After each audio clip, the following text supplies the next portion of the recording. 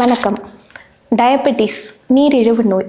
So இன்று உலகத்தையே ஆட்டி படைத்து கொண்டிருக்கிற இந்த டயபெட்டிஸ் பற்றி நம்முடன் நிறைய விஷயங்கள் பகிர்ந்து கொள்ள டாக்டர் நியோசஸ் தர்சிஸ் மற்றும் டாக்டர் வீணா அவர்கள் இருக்காங்க. வணக்கம் சார். வணக்கம் மேடம். சார், இன்றைய காலகட்டத்தில் ஒரு வயது வித்தியாசம் இல்லாமல் எல்லாருக்கும் டயபெட்டிஸ் அப்படிங்கிற ஒரு நோய் வந்துக்கிட்டு இருக்கு. ஸோ அதை பற்றின பல விழிப்புணர்வுகள் இருந்தாலும் இன்னும் நிறைய பேர் அந்த சுகர் அப்படிங்கிறத ஹை லெவல்லையே வச்சுருக்காங்க. அதற்கான காரணங்கள் என்னவா சார் இருக்கும்? சரி, ஃபஸ்ட்டு மோஸ்ட் இம்பார்ட்டன்ட் நான் என்ன ஃபீல் பண்ணுறேன் அப்படின்னா, ரொம்ப ரொம்ப மிக முக்கியமான உண்மை என்னென்னா, ஒரு சின்ன ஒரு இடத்துல இந்த சமுதாயம் தவறுகிறது. என்ன தவறுகிறதுனா, எனக்கு சுகர் வந்துருச்சு, ஆனால் நான் சுகர் வந்திருக்கிற எனக்கு நான் என்ன அளவுகோல் மூலம் நான் நல்லா இருக்கேன் அப்படிங்கிறத தீர்மானிக்கிறத பொறுத்து தான் இருக்குது. இதை இன்னும் நான் நல்லா விளக்கமாக சொல்ல விரும்புகிறேன். இப்போ என்னுடைய பையன் ஸ்கூலில் படிக்கிறான்னு வச்சுங்களேன். அப்போ அவன் ஸ்கூலுக்கு போகிறான், ஒரு ரெப்யூட்டட் ஸ்கூலுக்கு போகிறான். அந்த பையன் வர்றான், பரபரப்பாக எல்லாம் பண்ணுறான், ரைட். ஆனால் அவன் நல்லா படிக்கிறான் அப்படின்னு எது சொல்லும் அப்படின்னா, அவன் எடுக்கிற மார்க் தான். அதே மாதிரி நான் ஒரு பிஸ்னஸ் ஆரம்பிக்கிறேன். அந்த பிஸ்னஸ் அப்படி இப்படின்னு என்ன பரபரப்பாக என்ன பண்ணாலும் அந்த பிஸ்னஸ் நல்லா ஓடுதா இல்லையான்னு சொல்ல போகிறது அங்கே வர்ற கஸ்டமர் பொறுத்துலாம் இல்லை. உண்மையாலுமே சொல்லப்போனால் அக்கௌண்ட்ஸ் பார்த்து அதில் நம்மளுக்கு ப்ராஃபிட் லாபங்கிறது வரணும்.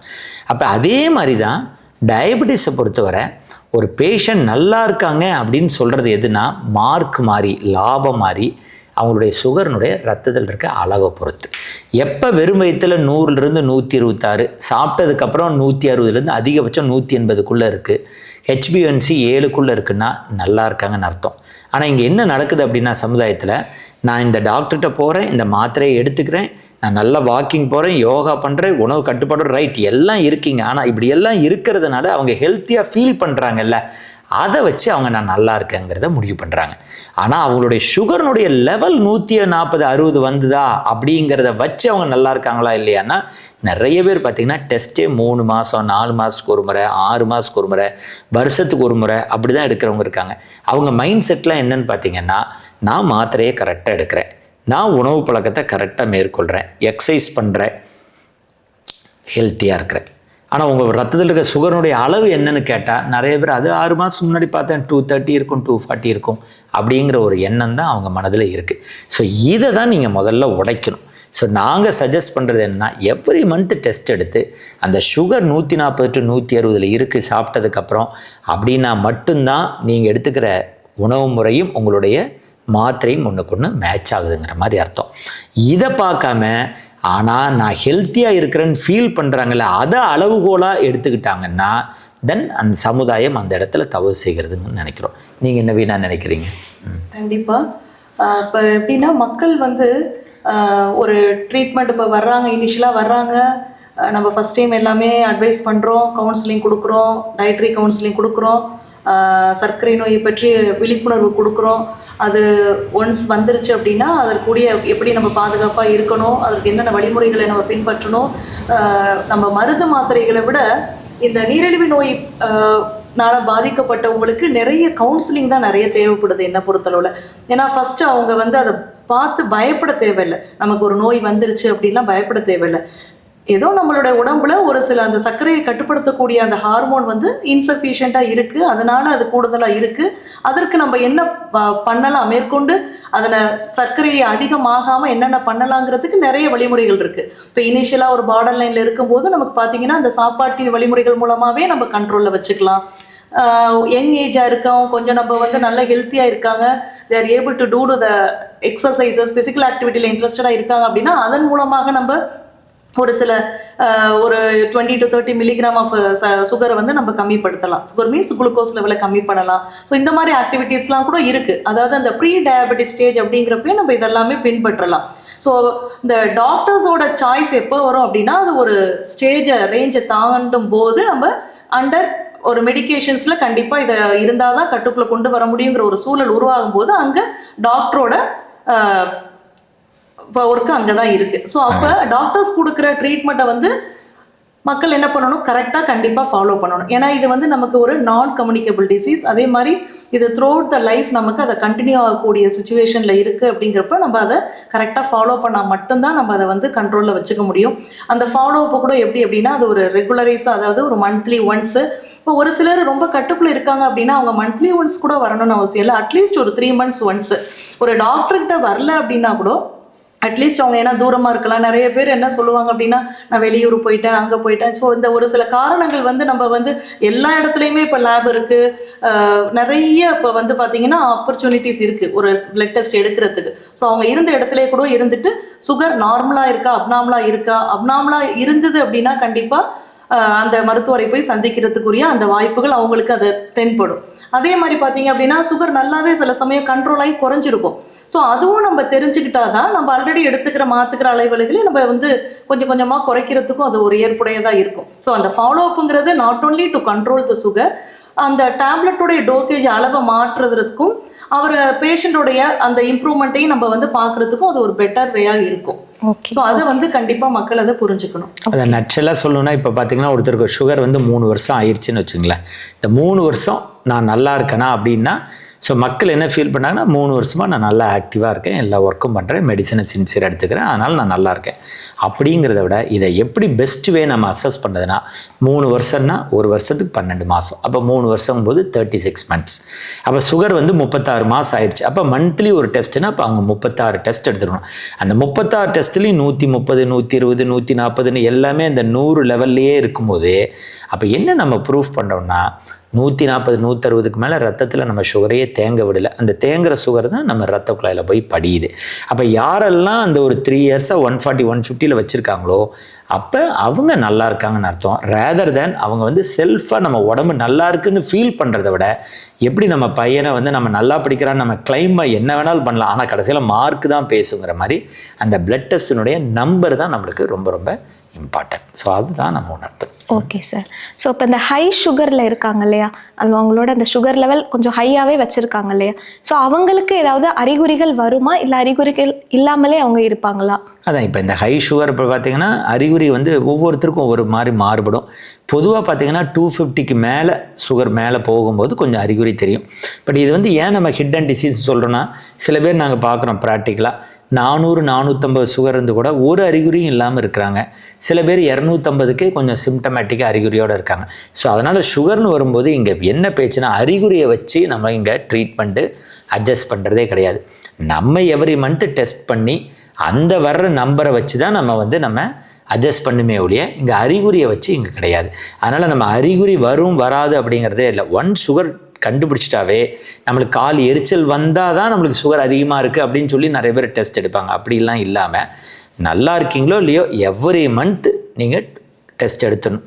அது நீங்கள் தூத்துக்குடியில் இருந்தாலும் சரி, துபாயில் இருந்தாலும் சரி, துறப்பாக்கத்தில் இருந்தாலும் சரி, எங்கேனாலும் எவ்ரி மந்த் டெஸ்ட் எடுத்து you have to ensure that your sugar level doesn't exceed 140 to 160 at postmortem.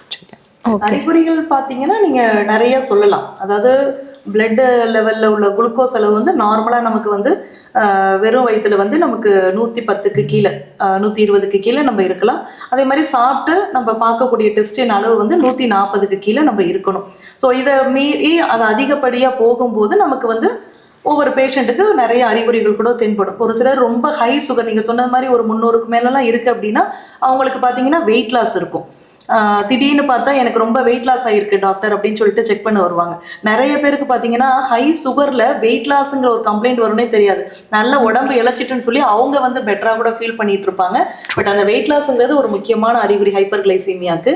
தென் இன்னொன்று பார்த்தீங்க அப்படின்னா அதிகமாக யூரின் போகிறது. அதாவது மக்கள் மத்தியில் இப்போ எப்படி இந்த மஞ்சள் காமாலை லிவர் ப்ராப்ளத்துக்கு ஒரு அறிகுறின்னு எல்லாருக்கும் தெரிய வருதோ அது மாதிரி சுகர் அப்படிங்கிறதுல மக்கள் மத்தியில் தெரிஞ்ச அறிகுறிகள் என்னன்னு பார்த்தீங்க அப்படின்னா அதிகமாக யூரின் போகிறது, அதிகமாக பசி எடுக்கிறது, அதிகமாக தாகம் எடுத்தல். இந்த 3 வந்து ஒரு காமன் லேமேன் கூட எல்லாருக்குமே தெரியும்.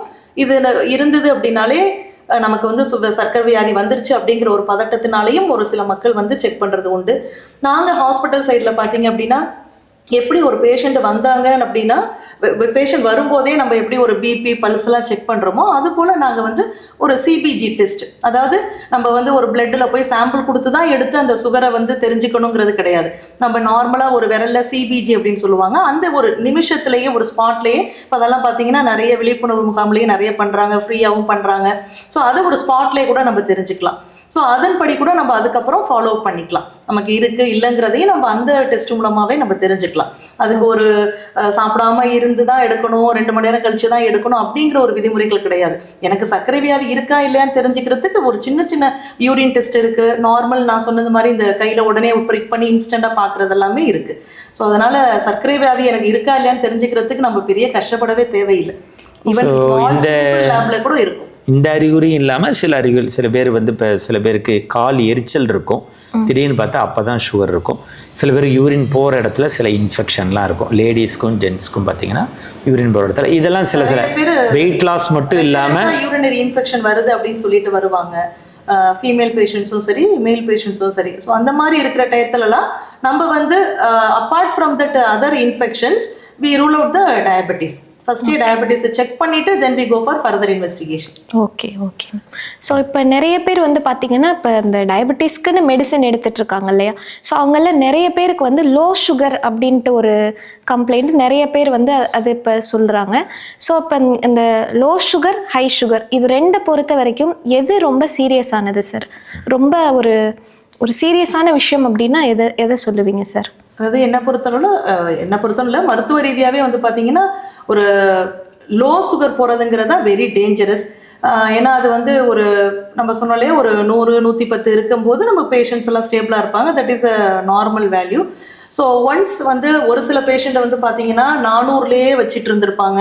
அவங்களுக்கு பார்த்தா ஒரு கண்ட்ரோல் பண்ணுறப்ப நமக்கு வந்து ஒரு 200 கீழே 160 வர்றப்பே அவங்களுக்கு வந்து அந்த லோ சுகர் சிம்டம்ஸ் கூட ப்ரெசென்ட் ஆகும். ஸோ அது நம்ம ஒரு ட்ரீட்மெண்ட் எடுத்துட்டு இருக்காங்க அப்படின்னா நம்ம ஒரு அவேர்னஸ் கொடுக்க போகிறோம். அந்த வார்னிங் சைன்ஸ் எல்லாம் நம்ம கண்டிப்பாக சொல்லியிருப்போம். அதுக்கு தகுந்த மாதிரி அவங்க அந்த டோசேஜ் லெவல்லாம் கூட அட்ஜஸ்ட் பண்ணிக்கலாம். Suppose if the patient takes insulin அப்படின்னா.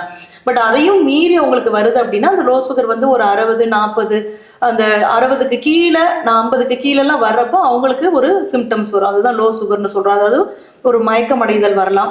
அது வர்றதுக்கு முன்னாடி அவங்களுக்கு ஒரு சோர்வு ஏற்படலாம், வேர்த்து கொட்டுறது, படபடப்பு, அந்த மாதிரிலாம் வரலாம். அப்போ இமீடியட்டாக ஒரு பேஷண்ட் கான்ஷியஸாக இருக்காங்க அப்படின்னா டக்குன்னு அவங்க என்ன பண்ணலாம், ஒரு ஸ்பூன் சுகர் இல்லை ஒரு சாக்லேட் எடுத்து போட்டுடலாம். பட் சுயநினைவு இல்லாத பொழுது நம்ம அந்த மாதிரி ஒன்று பண்ணிடவே கூடாது. அந்த லோ சுகர் வராமல் தடுத்துக்கிறது நமக்கு வந்து ஒரு இருதய பாதிப்போ மற்ற பாதிப்புகள் வராமல் நமக்கு பாதுகாக்கிறதுக்கு அது ஒரு பெரிய இதாக இருக்கும். ஸோ எப்போதுமே ஒரு டயபெட்டிக் பேஷண்ட்டை வந்து மெயினாக ஹை சுகரை எப்படி தடுக்கணும்னு நினச்சிக்கிறத விட லோ சுகர் வராமல் எப்படி தடுக்கணும், அதை எப்படி நம்ம அதை உடனடியாக நம்ம வந்து மருத்துவர்கிட்ட கூட்டிகிட்டு போகணுங்கிறதெல்லாம் வந்து நம்ம தெரிஞ்சுக்கிறது ரொம்ப நல்லது. பொதுவாக நீங்கள் கேட்ட கேள்வியில் அதை லோ சுகர் தான் ரொம்ப டேஞ்சரஸ். அதில் there is no dispute on that. ஏன்னா லோ சுகர் வரும்போது பேஷண்ட்டுடைய நினைவு குறைய ஆரம்பிச்சிடும். ஒரு ஸ்டேஜில் நினைவு குறைய ஆரம்பித்து ஃபிட்ஸ் அந்த மாதிரிலாம் வரும். ஸோ நம்ம ஹை சுகர் 400 சுகரை 5 வருஷம் கழித்து தான் அந்த மெயின்டைன் பண்ணும்போது 400-300 மெயின்டைன் பண்ணும்போது 5 இயர்ஸ் கழித்து தான் நம்ம காம்ப்ளிகேஷன் பற்றியே நம்ம பேசுகிறோம். ஆனால் இங்கே லோ சுகர்னு வரும்போது 5 நிமிடத்திலே நம்மளுடைய நிலைமை வந்து மாறுவதற்கு வாய்ப்பு இருக்குது. அதனால் லோ சுகர் டேஞ்சரஸ், அதில் எதுவும் தவறில்லை. ஸோ எங்களுடைய ஒவ்வொரு ட்ரீட்மெண்ட்லையும் பார்த்தீங்கன்னா முடிஞ்ச அளவு லோ சுகர் வராமல் இருக்கிறதுக்கு தான் நம்ம முயற்சி பண்ணுவோம் பெரும்பாலும். Okay sir. பொதுவாக நீங்கள் பார்த்தீங்கன்னா இந்த லோ சுகர் வருவதற்கு என்ன காரணம்னு பார்த்தீங்கன்னா 2-3 விஷயம். முதல்ல பேஷண்ட் வரும்போது 400 சுகரோடு வருவாங்க. நம்ம சுகர் வரும்போது நாங்கள் என்ன பண்ணுவோம், அந்த 400 சுகரை 150 குறையிற மாதிரி நாங்கள் மெடிசனை கொடுப்போம். அப்போ 400 இருக்கும்போது அது 150 வரணும்னா அப்போ ஒரு 250 சுகரை நம்ம குறைக்கிறதுக்கு கொடுப்போம். அப்போ நாங்கள் 400லேருந்து 150 கொண்டு வரணும், அப்போ 250 குறையணும் அப்படின்னு சொல்லி அது கணக்கு பண்ணி அதுக்கான மாத்திரைகள் கொடுத்துருவோம். பட் என்ன நடக்கும் அப்படின்னா 400 சுகரோட ஹாஸ்பிட்டலுக்கு வரும்போது நிறைய அட்வைஸ், டயட்டீஷியனு நாங்கள் அப்படின்னு எல்லாரும் அட்வைஸ் சொல்லும்பொழுது என்ன ஆயிரும், ஒரு பயம் வந்துடும். அப்போ நம்ம இனிப்பு அவாய்ட் பண்ணுங்கன்னு சொல்கிறது போது அவங்க இனிப்பு அவாய்ட் பண்ணுறதுக்கு பதிலாக கூட சேர்ந்து சாப்பிடக்கூடிய 5 இட்லியும் அப்படியே 2 இட்லியும் ஆக்கிடுவாங்க. ஒரு டாக்டர்கிட்ட கன்சல்டேஷன் வந்து ஏகப்பட்ட அட்வைஸ் எல்லாம் வாங்கின உடனேயே ரொட்டீனாக சாப்பிட்ற டயட்லேயே என்ன பண்ணிடுவாங்க, குவான்டிட்டியை கம்மி பண்ணிடுவாங்க. அங்கே தான் அவங்க தவறு பண்ணிடக்கூடாது. ஸோ நம்ம இன்சிஸ்ட் பண்ணுறது என்னென்னா, உங்களுக்கு சுகர் வந்துருச்சா இனிப்பு அவாய்ட் பண்ணுங்கள், வறுத்த ஐட்டம் அவாய்ட் பண்ணுங்கள். நம்ம ஓவர் அட்வைஸு பதட்டம் அது இதுன்னு அவங்களுக்கெல்லாம் வரும்போது என்ன பண்ணுவாங்க, சாப்பிடக்கூடிய 5 இட்லியிலிருந்தே 2 இட்லியாக மாற்றிடுவாங்க. அப்போ என்ன ஆயிரும், 400 இருக்க சுகர் கடகடன் வேகமாக குறைஞ்சிரும். நம்ம நினைப்போம் 400லேருந்து 100 150 வர்றதுக்காக இந்த மெடிசன் கொடுத்துட்டு அனுப்புவோம். ஆனால் அவங்க டயட் எல்லாம் அவங்க கண்ட்ரோல் பண்ணும்போது அவங்க ஒரிஜினல் சுகர் 400ங்கிறதே 250 மாறிடும். ஆனால் நாங்கள் கொடுத்த மெடிசன் பார்த்தா 400 கொடுத்த மாதிரி இருக்கும் உடனே. அப்புறம் ரெண்டாவது பார்த்தீங்கன்னா, லோ சுகர் வர்றதுக்கு காரணம் பார்த்தீங்கன்னா, நிறைய டைம் டிலேவாக பண்ணும்போது, ஒன்று உணவுனுடைய எண்ணிக்கையை ரொம்ப குறைக்கும் போது, அல்லது உணவு நார்மலாக சாப்பிட்ருவாங்க, மதியான சாப்பாடு 1 மணிங்கிறது 2-2:30 சாப்பிடும்போது லோ சுகர் வர்றதுக்கான வாய்ப்பு இருக்குது. மூணாவது விஷயம் பார்த்திங்கன்னா, உணவுனுடைய குவாலிட்டியை மாற்றும் பொழுதும் லோ சுகர் வரும். இப்போ சில பேர் அரிசி மாவு இட்லி தோசைன்னு சாப்பிட்டுட்டு இருப்பாங்க, திடீர்னு டிவியில் வந்து நீங்கள் ஓட்ஸ் சாப்பிட்டா நல்லது அப்படின்னு சொல்லுவாங்க. அப்போ ஏதாவது ஓட்ஸு, வேறு ஏதாவது குதிரைவாளி ரைஸ் அந்த மாதிரி எல்லாம் திடீர்னு இட்லிக்கு பதிலாக யூஸ் பண்ணுவாங்க. அப்போ டாக்டர்கிட்ட மெடிசன் வாங்கிட்டு போனது பார்த்திங்கன்னா, அரிசி மாவுக்கு தகுந்த மாதிரி வாங்கிட்டு போயிருப்பாங்க, இட்லிக்கு தகுந்த மாதிரி மெடிசனை வாங்கிட்டு போயிட்டு திடீர்னு சுகர் கம்மியாக இருக்கிற ஓட்ஸோ அல்லது வேறு குதிரைவாளி ரைஸோ சாப்பிடும்போது லோ சுகர் ஆகும். சப்போஸ் என்கிட்ட எந்த காரணமும் இல்லாமல் லோ சுகர் வருது அப்படின்னா, அடிக்கடி தே ஷுட் பி ஹாப்பி. இந்த சென்ஸ் அவங்க ரொம்ப சந்தோஷமாக இருக்கணும். என்ன மீனிங்னா, அவங்க உடம்புலையே இன்சுலின் சுரக்க ஆரம்பிச்சிருச்சு, நம்ம வெளியிலிருந்து போடுற மாத்திரையை குறைச்சிக்கலாங்கிற மாதிரி அர்த்தம். ஸோ இதுதான் நம்மளுக்கு வந்து லோ சுகருக்கான காரணம். Okay sir. ஸோ இப்போ இந்த டயபெட்டிஸ் அப்படிங்கிறதுனால நிறைய பின்விளைவுகள் வந்து வருது எல்லாருக்கும். ஸோ அதில் மெயினாக எந்தெந்த உறுப்புகள் இதனால் பாதிப்படையுது சார்? அதில் வந்து 2 விதமாக சொல்லலாம் பாதிப்புகள்.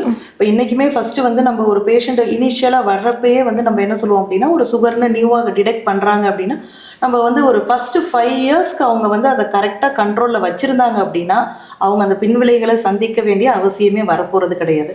அது ஒரு பாயிண்ட். ஏன்னா சார் ஆல்ரெடியே சொன்னாங்க, ஹைப்பர்கிளைசீமியாவில் வரக்கூடிய கம்ப்ளைண்ட் வந்து ஒரு 5 to 10 இயர்ஸ்க்கு அப்புறம் தான் அந்த பாதிப்புகள் நமக்கு தெரிய வரும். அது என்னென்ன பாதிப்புகளாக இருக்கலாம் அப்படின்னு பார்த்தீங்க அப்படின்னா, ஒரு அதுலேயே வந்து 2 விதமாக பிரிச்சிருப்பாங்க. அதாவது மேஜர் ஆர்கன்ஸ் இன்வால்மெண்ட்டு, அதை தான் மேக்ரோவாஸ்குலர் காம்ப்ளிகேஷன்ஸ்னு சொல்லுவாங்க. அதில் பார்த்தீங்கன்னா ஹார்ட்டு, பிரெயின் இந்த மாதிரி உறுப்புகள் பாதிக்கப்படும்.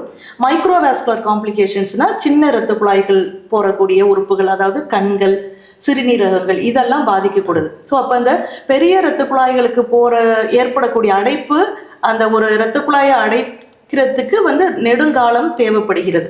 ஸோ அப்போ அதனால அந்த உறுப்புகள் வந்து பார்த்தீங்கன்னா ஒரு 10 இயர்ஸ்க்குமே அவங்க ஒரு கண்ட்ரோல் இல்லாமல் இருக்காங்க. ஒரு சுகர் கண்டுபிடிச்சு அப்படின்னா அந்த 10 வருஷத்துக்கிட்ட அவங்க அந்த இருதய அடைப்பு, மாரடைப்பு வர்றதுக்கான வாய்ப்புகள் அதிகம் இருக்குது. பிரெயினில் ஸ்ட்ரோக் வர்றதுக்கான அதிக வாய்ப்புகள் இருக்குது. இதே இப்போ இந்த சிறு இரத்த குழாய்கள் இருக்கக்கூடிய கண்கள், சிறுநீரகங்கள்லாம் பார்த்தீங்கன்னா நமக்கு கொஞ்சம் வெகு சீக்கிரமாகவே, அதாவது மேஜர் உறுப்புகளை விட இதுக்கு முன்னாடியே அஃபெக்ட் ஆகிறதுக்கு நிறைய வாய்ப்புகள் இருக்குது. நீங்கள் நிறையவே கேள்விப்பட்டிருவீங்க, எனக்கு சர்க்கரை வந்துருச்சு, அதனால கிட்னி பாதிப்படைஞ்சிருச்சு, அதனால கண்ணு தெரியாமல் போச்சு அப்படின்லாம் நிறைய பேர் சொல்லிடுவாங்க. இன்னொன்று மெயினாக வந்து பார்த்தீங்க அப்படின்னா, நமக்கு ஒரு சுகர் அன்கண்ட்ரோல்டாக இருக்கிற சுச்சுவேஷனில் நமக்கு வந்து காலில் பெரிஃபரல் வாஸ்குலர் டிசீஸ்ன்னு சொல்லுவாங்க. ஸோ அதில் காலில் ஒரு புண்கள் ஏற்பட்டால் சீக்கிரம் ஆறாமல் அது அப்படியே இருக்கும். நிறைய பேருக்கு பார்த்தீங்கன்னா ஒரு விரலை எடுக்கக்கூடிய நிலைமை அந்த மாதிரிலாம் கூட வரும். ஸோ இது எல்லாமே சுகர் வந்து ஒரு கட்டுக்குள்ளே இல்லாததுனால ஏற்படக்கூடியதான். இது வந்து இப்போ மருத்துவர் நினச்சாதான் அதை கட்டுப்படுத்தணும் கிடையாது. மக்களே அவங்களுடைய அந்த ஃபாலோஅப், அதை தான் சார் இனிஷியலாகவே ஃபஸ்ட்டே அதை சொன்னாங்க. அவங்களுடைய ஒரு இந்த ரெகுலர் ஃபாலோஅப்பு கண்டிப்பாக முக்கியம். ஒரு ட்ரீட்மெண்ட் 100% பூர்த்தி ஆகணும் அப்படின்னா என்னை பொறுத்தளவில் அதில் 70% அந்த மக்களுடைய பங்கு தான் அதில் இருக்குது. ரிமைனிங் 30% தான் வந்து டாக்டர் சைடில் இருக்குது. ஸோ அதை வந்து கரெக்டாக அவங்க பண்ணாலே இந்த மாதிரி பின்விளைவுகளை கண்டிப்பாக தவிர்க்கலாம். Okay ma'am. ஸோ இப்போதைக்கு சுகர் பொறுத்த வரைக்கும் நீங்கள் அதுக்கு மெடிசின் எடுத்தால் மட்டும் போதாது, ஒரு ஃபாலோஅப் இருக்கணும், அப்போ தான் கண்ட்ரோல் பண்ண முடியும். இல்லை, பொதுவாக என்னென்னா ஓப்பனாக சொல்ல போனால் இது ஆக்சுவலாக டயபெட்டிஸ் அப்படிங்கிறது, ஒருத்தருக்கு டயபெட்டிஸ் வந்துருச்சுன்னா அவருடைய டிசிப்ளின் லைஃபுக்கு வந்து விடுக்கப்பட்ட சவால்னு சொல்லலாம். அதாவது ஓப்பனாக சொல்லப்போனால் ஒருத்தர் வாழ்க்கையினுடைய எல்லா கட்டத்துலேயும் யாரெல்லாம் டிசிப்ளின்டாக இருக்காங்களோ அவங்களுக்கு சுகர் வர்ற பட்சத்தில் அவங்க நல்லா ஹேண்டில் பண்ண முடியுது. வாழ்க்கையினுடைய எல்லா கட்டத்துலேயுமே ஒரு டிசிப்ளின்டாக இல்லாத ஒருத்தருக்கு சுகர் வரும்போது இந்த சுகர் விஷயத்தில் அவர் டிசிப்ளின் இல்லாமல் தான் இருக்கிறார். இன்னொரு சொல்லப்போனால் எவ்வளோ அட்வைஸ் என்ன சொன்னாலும் இது வந்து படிக்கிற பையனுக்கு தான் பொருந்தும். நான் சொல்கிறது ஒரு 100 பேர் எடுத்துக்கிட்டால் ஒரு 10 பேர் நல்லா படிக்கிற பையன் இருப்பான், 90 பேர் வந்து சுமாராக தான் படிப்பான். அது மாதிரி எங்கள்கிட்ட பேஷண்ட் 100 பேர் வந்தாலும் நம்ம என்ன தான் அறிவுரை சொன்னாலும் அதில் 10 பேர் வந்து அந்த அறிவுரையை கெட்டியாக பிடிச்சிக்கிறாங்க. அப்போ இதில் என்ன ரொம்ப மிக முக்கியமான என்னென்னா, யாருக்கு வந்து மனதளவில் இன்டென்ஷன் இருக்கோ இந்த சுகரை 150 தான் வச்சுருக்கணும், அந்த 150 இருக்கிறத நான் எவ்ரி மந்த்து பார்ப்பேன். எவ்ரி மந்த்து பார்க்கும்போது சுகர் கொஞ்சம் டீரேஞ்சாக இருக்குது, அந்த லெவலில் இல்லைன்னா உடனே டாக்டரை வந்து பார்ப்பேன். இந்த 3 பிரின்சிபல் வச்சுருக்கணும். இதை யார் கெட்டியாக பிடிச்சாங்களோ அவங்களுக்கு உறுப்புகளில் பாதிப்பு வர்றதுக்கு வாய்ப்பே இல்லை. ஆனால் யாருக்குமே சிலருக்கு பெரும்பாலான பேர் என்னென்னா அந்த சுகர் 150 வச்சுருக்கணுங்கிற அந்த இன்டென்ஷன் இல்லாதப்ப நம்ம என்ன அறிகுறிகள் சொன்னாலும் அது வந்து பெரிய அளவில் நிற்க போகிறது இல்லை. ஒரு பையன் படிக்கிற பையன் நான் படித்தே தீருவேன் அப்படின்னு ஒரு 100க்கு 99 மார்க் எடுக்கணும்னு ஒரு முடிவு எடுத்த பையன்கிட்ட நீங்கள் பெரிய அளவில் அறிவுரைகள் சொல்ல வேண்டிய அவசியம் இருக்காது. அவன் வீட்டில் கரண்ட் இல்லைன்னா உடனே பக்கத்து வீட்டில் எங்கே கரண்ட் இருக்கோ அங்கே போய் படிக்க போயிடுவான். அவன் போய் ஒரு சினிமா படத்துக்கு கூட்டிங்கன்னா அவன் கண்டிப்பாக வரமாட்டான். அந்த 3 மணி நேரத்தில் நான் எவ்வளோ சேவ் பண்ணி படிக்கலாம் அப்படிங்கிற எண்ணம் வரும். ஸோ அவன் அந்த உட்கருத்தை 99 மார்க் எடுத்தால் தான் லைஃப்னு புரிஞ்சுக்கணும்னுக்கு நம்மளுக்கு அறிவுரைகள் வந்து பெரிய அளவில் தேவைப்படாது. அதே மாதிரி தான் இங்கே அந்த 140 150 சுகர் நம்ம வச்சுருக்கணுங்கிற எண்ணம் ஒருத்தருக்கு பதிஞ்சிருச்சுன்னா அவங்களுக்கு நமக்கு சொல்கிற அறிவுரைகள் பெரிய அளவில் தேவைப்படாது. சொல்லுகின்ற அறிவுரைகளை அவங்க கெட்டியாக பிடிச்சிக்குவாங்க. அதுதான் ரெண்டுக்குள்ள வித்தியாசம்.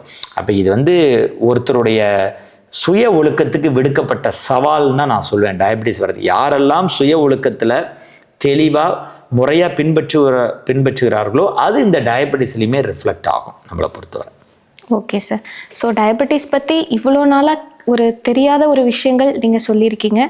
ஸோ சுகர் பற்றி இவ்வளோ நாளாக நமக்கு தெரியாதது என்ன ஒன்றுன்னா, ட்ரீட்மெண்ட் எடுத்தால் சுகர் சரியாயிடும், இந்த டயபெட்டிஸ் சரியாயிடும், நம்ம கண்ட்ரோலில் இருக்கும் அப்படின்னு நினச்சிட்டு நம்ம எல்லாருமே ஹை சுகர்லேயே வந்து மெயின்டைன் பண்ணியிருக்காங்க. ஸோ ட்ரீட்மெண்ட் எடுத்தால் மட்டும் போதாது, அதுக்குரிய ஃபாலோ அப் இருக்கணும் அப்படிங்கிறத நிறைய எடுத்துக்காட்டுகளுடன் ரொம்ப அழகாகவும் தெளிவாகவும் நம்ம மருத்துவர்கள் நமக்கு இன்னைக்கு சொல்லியிருக்காங்க. அதற்காக ரொம்ப நன்றி மேம். நன்றி சார். மீண்டும் ஒரு நன்னாளில் சந்திப்போம். நன்றி.